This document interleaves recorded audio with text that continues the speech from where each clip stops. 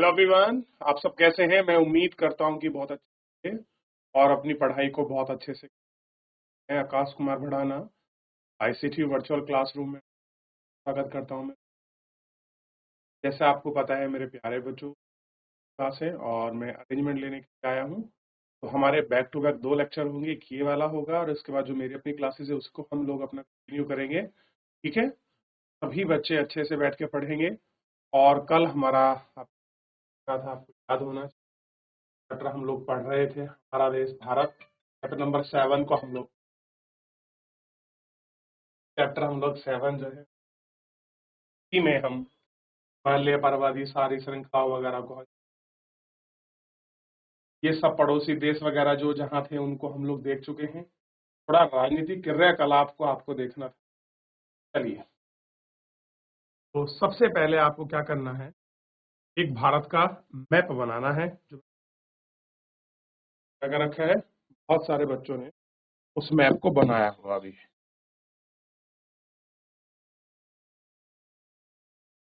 चलिए बनाइए। जिन बच्चों के पास नहीं है वो दोबारा बनाएं।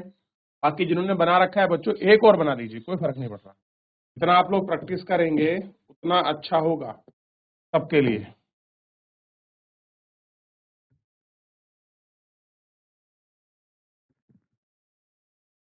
क्लियर है?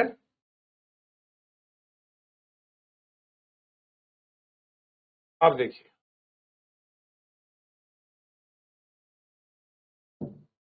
ठीक है।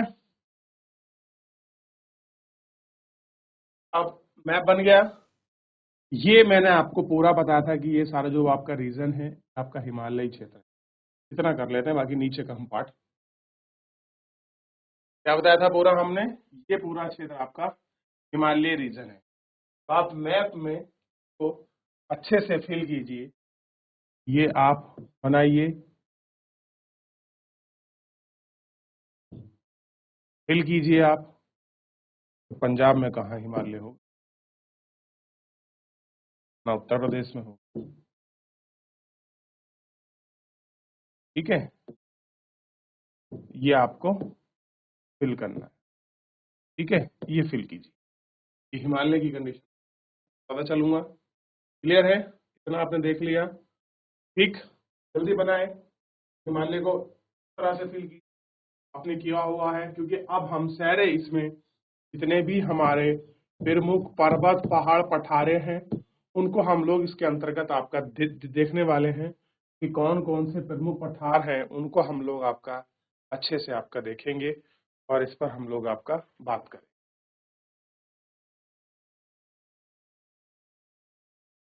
देख लिया? चलिए, अब थोड़ा सा पढ़ते हैं, फिर उसके बाद आगे चलेंगे। स्थिति वही है, हम पढ़ते चलते हैं, लिखते चलते हैं। भौतिक विभाजन की बात कर रहे हैं। भौतिक विभाजन में आप सबसे पहले गौर कर देखिए कि भारत में पाए जाने वाली भौतिक आकृतियां विभिन्न प्रकार की हैं। यानी कि जितनी भी हमको भौतिक आकृति मिलती हैं वो सब आपका डिफरेंट डिफरेंट टाइप्स की हैं, डिफरेंट डिफरेंट प्रकार की हैं। जैसे पर्वत, पठार, मैदान, तट, कोस्टल एरिया, यानी कि जो आपके माउंटेन हैं, जो आपके प्लेट्यूज हैं, जो आपके प्लेन्स हैं, जो आपके कोस्टल्स हैं, जो आइलैंड्स हैं। क्लियर है? ये सारे हैं। तो है जो सारे स्ट्रक्चर्स हैं, जो जो सारे पृथ्वी पर आकृति है वो कैसी हैं? डिफरेंट डिफरेंट है, यानी कि एक जगह जैसी नहीं है, सब जगह अलग अलग उनकी कंडीशन। और उत्तर में बर्फ से ढका हुआ हिमालय संतरी के कार्य करता है। संतरी मतलब होता है आपका प्रहरी, जो आपकी रक्षा करता है, जो आपके तत्पर रहता है। इसलिए हम हिमालय को सब प्रहरी या आपका संतरी के नाम से भी जानते हैं। क्यों कहते हैं? क्योंकि हिमालय आपका हमारी सीमा सुरक्षा के साथ साथ उत्तर में साइबेरिया से आने वाली ठंडी हवाओं को रोकता है। इसलिए हम बोलते हैं कि हिमालय क्या है? हमारा सतत प्रहरी है। क्या है? सतत आपका प्रहरी है। तो ये सारी चीजें हम इसमें बोलते हैं, या इस कह रहे हैं कि ये सारी चीजों को हम इसमें देखते हैं कि हिमालय के बारे में। हिमालय का मतलब देखिए, हिमालय किससे बना है? हिमालय बेसिकल दो सबसे बना है, हिम प्लस आलय। किससे बना है? आलय। इसका अर्थ हुआ, हिम का मतलब होता है बर्फ, आलय का मतलब होता है घर, यानी कि बर्फ का घर को ही हिमालय कहा जाता है। हिमालय पर्वत को 3 समांतर श्रृंखलाओं में बांटा गया। में बांटा गया है, 3 समानांतर आपकी श्रृंखलाओं में बांटा जाता है। सबसे उत्तर में स्थित श्रृंखला को बर्फ हिमालय या हिमाद्री कैसे हैं कि हिमाद्री या हिमालय, ठीक है। जो सबसे उत्तर में है, उत्तर इन द सेंस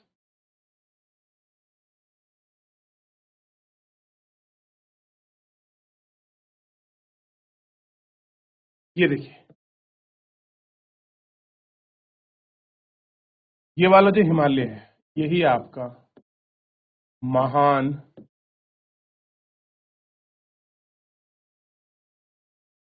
हिमालय है। क्या है? महान हिमालय। क्लियर है? देख लिया महान हिमालय को। आगे बढ़ जाए, यानी कि ये वाला जो आपका रीजन शुरू होगा, बेसिकली ये सारा जहां पर हमें ऊंची ऊंची जो आपकी चोटियां मिलती हैं, ये जितनी भी हाइट्स हमको मिलेंगी, जितनी भी पीक्स हमको मिलेंगी, ये अच्छी ऊंची जितनी भी पीक है, ये कहां पर है? जो हमारा महान हिमालय है, इनमें ये सारी चीजें आपको देखने की हर तरह। क्लियर हो गया? आगे बढ़े।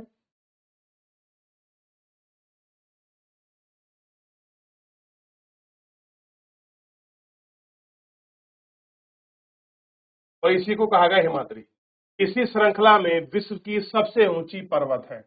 और मैंने आपको अभी बताया कि जितने भी सबसे ऊंचे पर्वत मिलेंगे, जैसे चाहे आपका नंगा पर्वत हो, चाहे नामचा बरवा हो, चाहे माउंट सॉरी ये आपका माउंट एवरेस्ट हो, मकालू हो, धौलाधर हो, आप क्या चाहे कंचनजंगा हो सिक्किम की, जितनी भी हाईएस्ट पीक है, जितनी भी ऊंची चोटी मिलती हैं, वो सबसे ज्यादा ऊंची चोटी हमको हिमालय के अंदर अगर हम बात कर रहे हैं तो महान हिमालय की श्रेणी में ही, क्योंकि ये एक तो ऊंचा है और आपके टर्सरी काल में बना हुआ है, और भौतिक आपका जो आपका नवीन वलित पर्वत है, जो हमारे भू सन्नति में जो चेंजेस हुआ, नदी के लाए गए अवसाद ने जो आपका मध्य हिमालय को लघु और शिवालिक कहते हैं उसको बनाया, जबकि जो आपका महान हिमालय बना है वो बेसिकली आपका जो है मेरे बच्चों, वो आपका पृथ्वी की आंतरिक भूगर्भिक संरचना यानी कि इंडियन प्लेट का यूरोपियन प्लेट में सबट्रैक्शन होने की वजह से ही हमको आपका हिमालय दिखाई। क्लियर है क्या देखने को मिला है हमको? हिमालय जो है हमारा, क्लियर है? ध्यान रहेगा इतना। आगे बढ़े। हिमालय के दक्षिण में भारत का उत्तरी मैदान स्थित है। चाहे जो हिमालय है, उस हिमालय के आपके दक्षिण में भारत का उत्तरी मैदान आपका स्थित है। कहाँ मैदान स्थित है? उत्तर में, हिमालय के दक्षिण का रीजन। दक्षिण इन द सेंस ये जो आपका रीजन है, ये वाला रीजन, वो इस क्षेत्र की बात कर रहा है। ये सारा क्षेत्र कैसा है आपका? बेसिकली ये क्षेत्र पता किसका है? गंगा, यमुना और इसके साथ एक बहती है ब्रह्मपुत्र नदी का दोआब है। ये दोआब मतलब होता है दो नदियों के बीच की भूमि।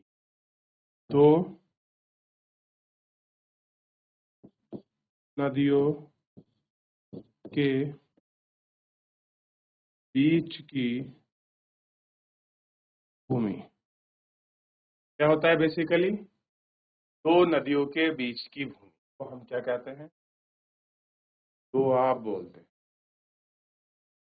तो दो नदियों के बीच की भूमि है, ये आपका क्या है? बेसिकली आपका दोआब है।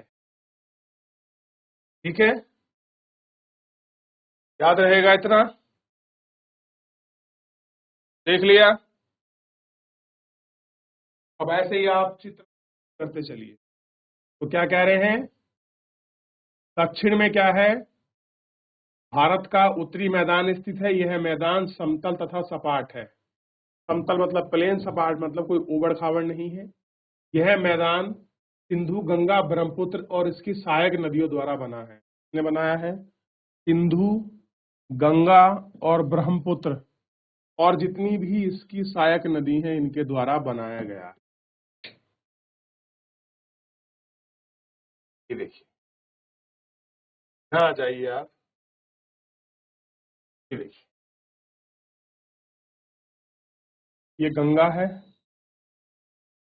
और ये ऊपर से आ रही है ब्रह्मपुत्र नदी। दोनों एक साथ मिल जाएंगी, पद्मना हो जाएगी। ठीक है, तो ये जो पूरा रीजन है, ये इतना क्षेत्र जो फैला हुआ है, यही है गंगा का मैदान। है गंगा का मैदान, या आप कह सकते हैं उत्तरी मैदान, इसको बेसिकली बोलते हैं।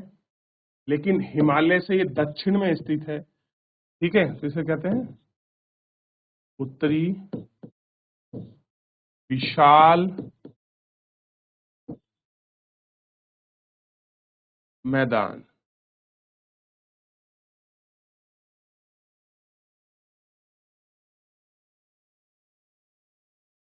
देख लीजिए,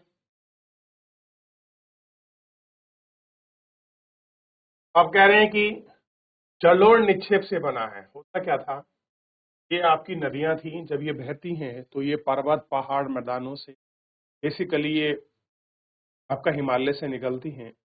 और हिमालय से निकलते समय ये नदियां अपने साथ बहुत सारे अवसादों को लेकर लेके आती हैं, बहुत सारे अपने साथ डिपोजिशनल लेके आती हैं। उन अवसादों को अपने मार्ग में या आपका जमाती हुई वो आपका चली जाती है। क्या करती हैं? उनको अपने मार्ग में जमाती हैं। उसी को बोलते हैं जलोढ़ निक्षेप। आप देखिए, सिंधु नदी हुई, गंगा हुई, ब्रह्मपुत्र नदी हुई, अगर आप इनको देखेंगे, ये अपने साथ क्या करती हैं? जलोढ़ लाती हैं। अब ये है आपकी सिंधु नदी। ठीक है, ये देखिए सिंधु नदी है और इसकी झेलम, चेनाब, रावी, सतलज और यह व्यास और होनी चाहिए, व्यास। ये इसकी बेसिकली 5 आपकी सहायक नदियां हैं। तो क्या करती हैं? ये सारी आपके आपका हिमालय क्षेत्र से बह के आती हैं और वहां से अपने साथ अवसाद लाती हैं। और जो इनका ट्रैक है या जो इनका रूट है, उस रूट में ये सारी चीजों का आपका जमाव करते हुए आपका जाती है। उसी से बनता है आपका प्लेन।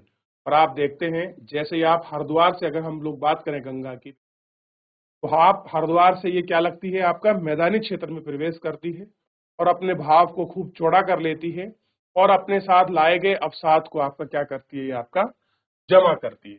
क्लियर है मेरे प्यारे बच्चों? चलिए, तो अगर आप देखेंगे, अगर आपसे पूछ लिया जाए कि हमारा जो भारत का उत्तरी विशाल मैदान है, कौन सा? ध्यान दें आप सभी, उत्तरी विशाल मैदान।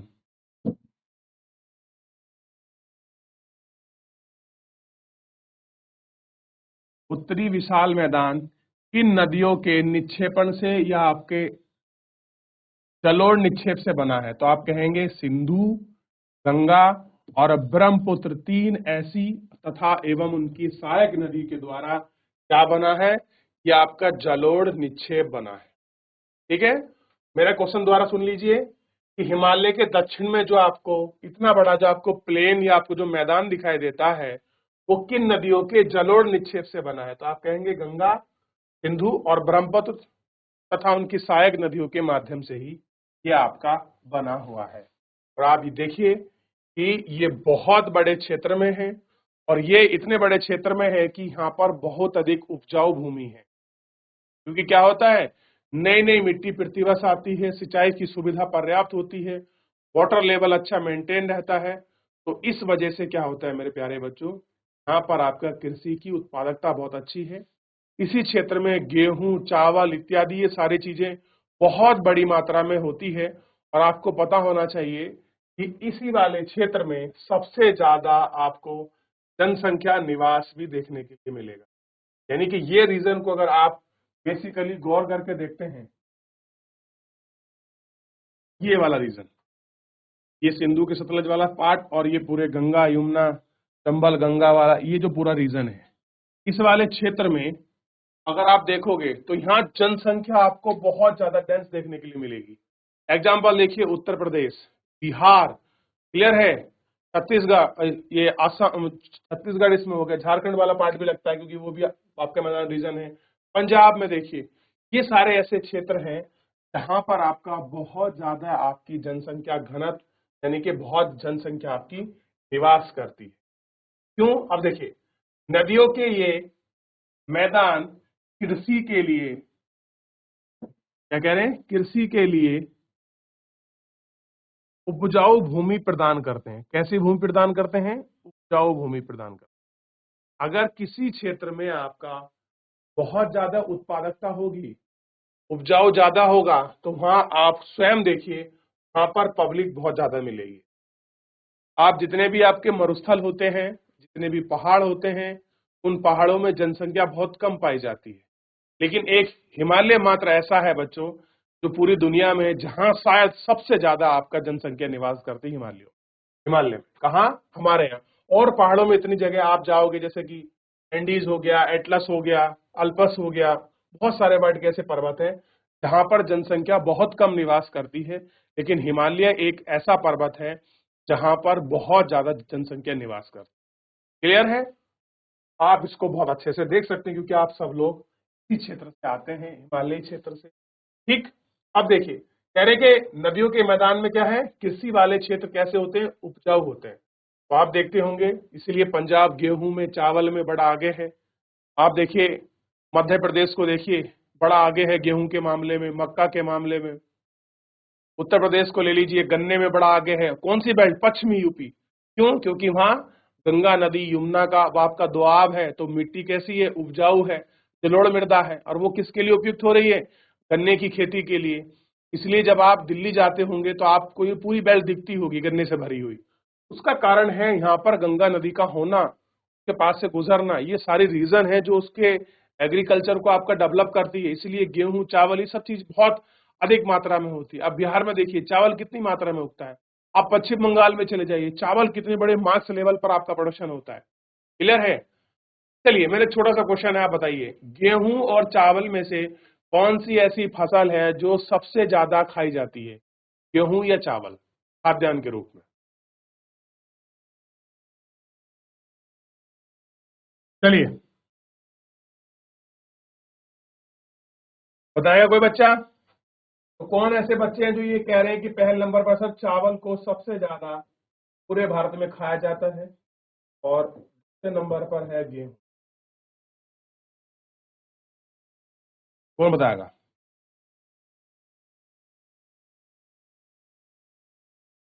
चावल वाले हाथ खड़ा करें जो बच्चे ये कह रहे हैं कि सबसे ज्यादा आपके चावल खाए जाते हैं पूरे वर्ल्ड में, सॉरी भारत में। कितने बच्चे हैं? ठीक है, शाबाश। और गेहूं वाले कितने हैं जो ये कह रहे हैं गेहूं खाए जाते हैं सबसे ज्यादा?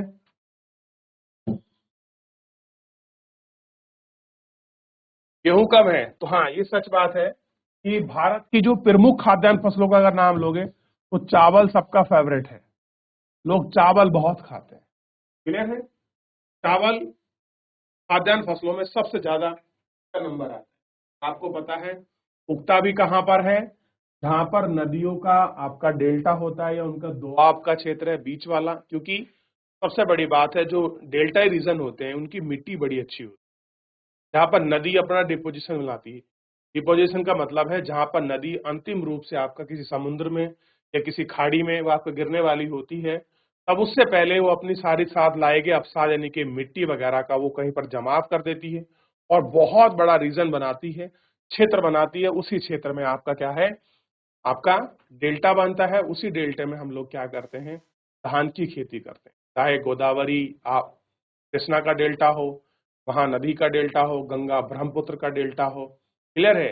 ये सारे ऐसे रीजन है। यही कारण है कि आप देखेंगे बंगाल, उड़ीसा, आंध्र प्रदेश, क्लियर है, और उधर आपके तमिलनाडु वगैरह में बहुत अधिक मात्रा में चावल की खेती की जाती है और चावल खाया जाता है, और उससे संबंधित आपके डिशेज भी बनते। क्लियर है? ये सारी चीजें किससे संबंधित हैं? अब देखिए, कह रहे हैं कि भारत के पश्चिम में कितना है, कि भारत के पश्चिम भाग में भारतीय महामरुस्थल स्थित। कैसे है? भारत के पश्चिमी भाग में महामरुस्थल स्थित। महामरुस्थल मतलब किसकी बात हो रही होगी मेरे प्यारे बच्चों?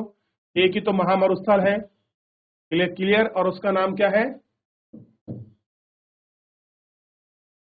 ये देखिए, ये तो है भारतीय महामरुस्थल, यही है ना? कहां मिलेगा बेसिकली हमको?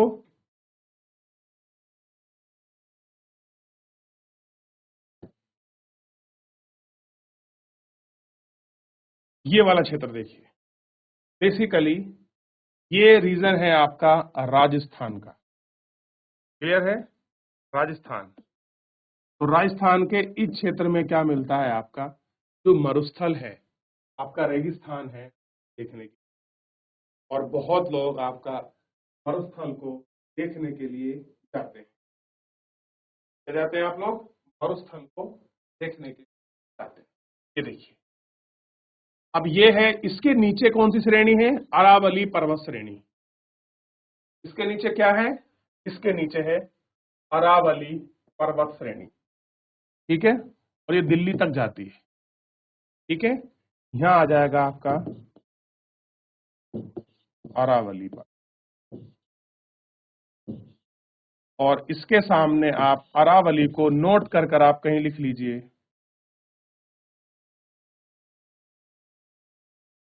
विश्व का सबसे पुराना या पुरातन पर्वत है। कैसा है? सबसे पुराना पर्वत। कौन सा? अरावली पर्वत। आप ऐसे लिखिए, सबसे पुरातन में आएगा। वर्तमान में अवशिष्ट पर्वत श्रेणी में रखा गया, ठीक है? अपशिष्ट श्रेणी के अंदर रखा गया है, क्योंकि अब ये क्या हो रहा है? निरंतर अपक्षय और अपर्दन की क्रिया से प्रभावित है, यानी कि इसमें कटाव छटाव बहुत ज्यादा हो रहा है, टूट फूट रहा है। तो वो स्थिति अब नहीं है जिस तरह से हमारे इस हिमालय की दिखाई देती है, इस तरह से फिलहाल नहीं है। लेकिन ध्यान रखना, बहुत पुराना है, और कहां पर है तो आपको पता होना चाहिए, चाहे मरुस्थल हो या अरावली। बेसिकली आप देखिए राजस्थान में, आप पहले मरुस्थल को लिख लीजिए, फिर ये क्षेत्र लगता है आपका पाकिस्तान का, पाक, यानी कि ये पाकिस्तान का रीजन है। ये आपको मैप में मैंने पहले भी दिखाया है, वापस दिखा देता हूं। देखिए, थोड़ा हट जाएगा पर पीछे वाला दिखाता हूं।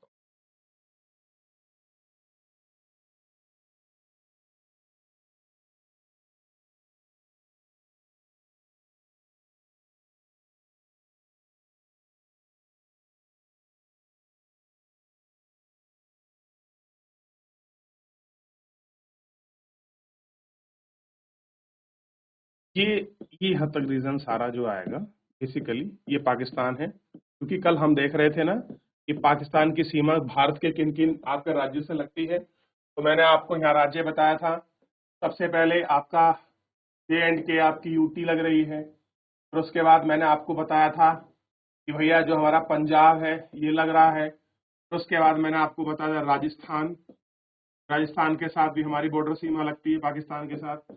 और ये आपको मैंने गुजरात बताया था।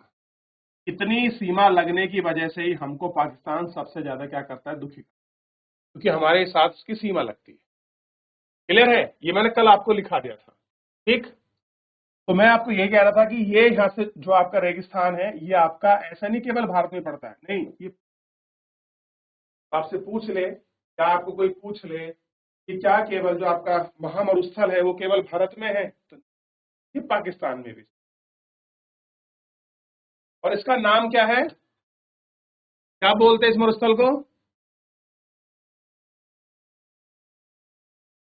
अब बताइए, क्या थार बोलते हैं इसको? चलिए, आपको इसका नाम ढूंढना है, कल ढूंढिए आप। अरावली की बेसिकली बात कर रहे हैं, ये अरावली से ये फिर इस तरह से स्टेप में आपके दिल्ली तक चली जाती है, और दिल्ली में इसको रायसीना हिल्स के नाम से जानते हैं। इतना नहीं पढ़ेंगे हम, जितनी हमारी क्लास के लिए आपका सफिशिएंट है उतना हम लोग आपका ध्यान रखें।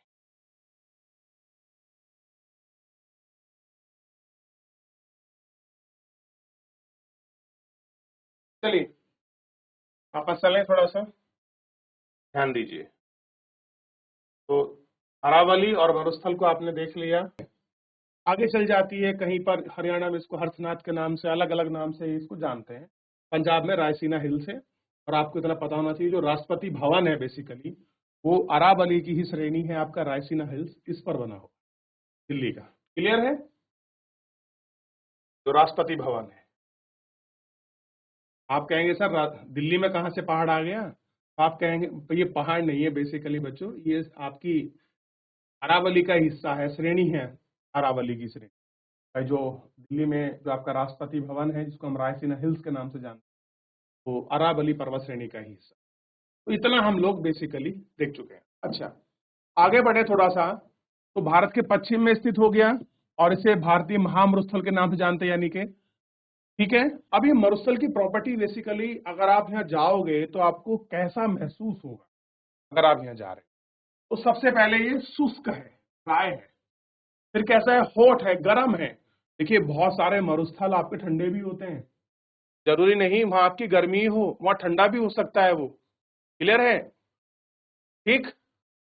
अब देखिए कैसा है, शुष्क है, गर्म है और रेतीला है। यहाँ आपको रेत बहुत मिलेगा। कैसा है?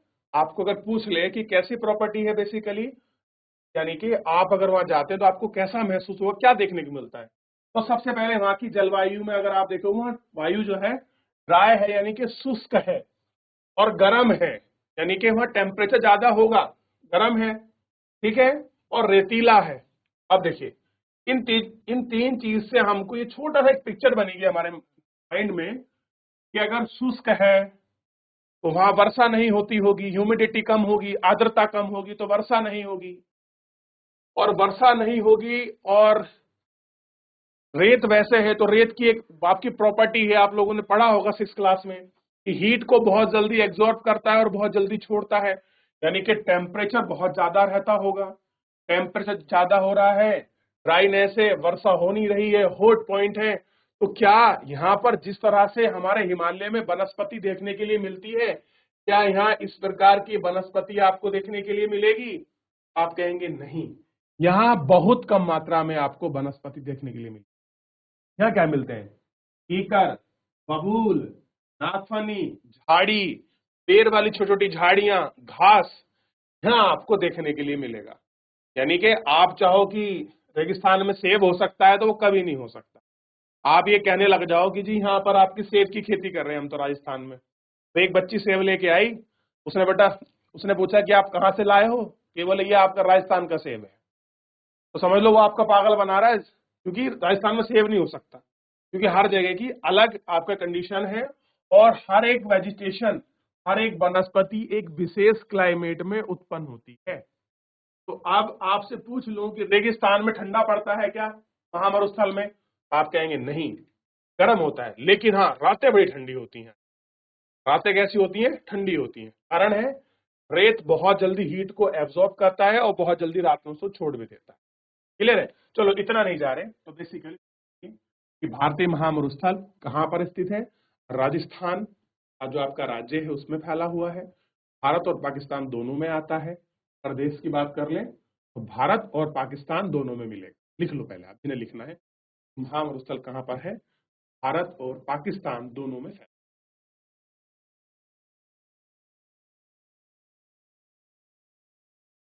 ठीक है? और कैसा है? शुष्क है, गर्म है और रेतीला। अच्छा, मैं अगर पूछूं भारत का सबसे गर्म स्थान कौन से राज्य में होगा, यानी कि अगर भारत में आपकी गर्मी पड़ रही है, ठीक है, और गर्मी के समय में सबसे ज्यादा टेम्परेचर किस राज्य में होगा, तो बताइए कहां होगा? सोचो सोचो बेटा, ऑब्वियस है कि राजस्थान में होगा।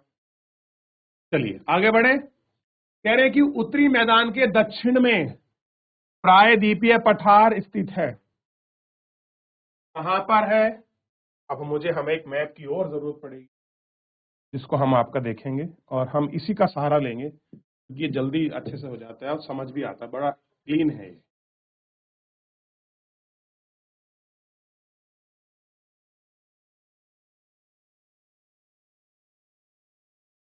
अब मैं एक बार फिर आपको बता रहा हूँ, वापस ध्यान रखिए, क्योंकि फिर मैं आधा मैप आपको दिखाऊंगा। ये हमने हिमालयी क्षेत्र देख लिया, उसके नीचे हमने ये मैदान देख लिए, अरावली और हमने थार का जो मरुस्थल है इसको देख लिया। अब हम यहाँ से नीचे की बात करेंगे, इस वाले क्षेत्र की। ये है प्रायद्वीपीय भाग, क्लियर है। अब हम इसके विषय में पढ़ेंगे। यहाँ तो हमने आपके हिमालय को देख लिया, यहाँ ब्रह्मपुत्र को देख लिया, थार का मरुस्थल देख लिया, और साथ में हमने अरावली पर्वत श्रृंखला देख ली। यहाँ गंगा हमको पता लगा, यहाँ ब्रह्मपुत्र। जब आप नदी पढ़ेंगे स्पेशल, तब वहां उनके बारे में और डिटेल से पढ़ेंगे।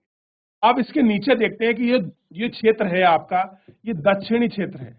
बेसिकली है क्या इस आपके दक्षिण वाले रीजन में? क्या यहाँ भी कुछ आपके पर्वत पठार कुछ चीज एग्जिस्ट करती है, या बस केवल उत्तरी जो क्षेत्र था उसी में सब कुछ फैला हुआ था? आइए इसके बारे में थोड़ा सा पढ़ेंगे, विचार करेंगे और आपका देखेंगे। तो इतना मैप अब आपको नहीं दिखाई देगा ऊपर का, ये केवल ये आपको दिखाई।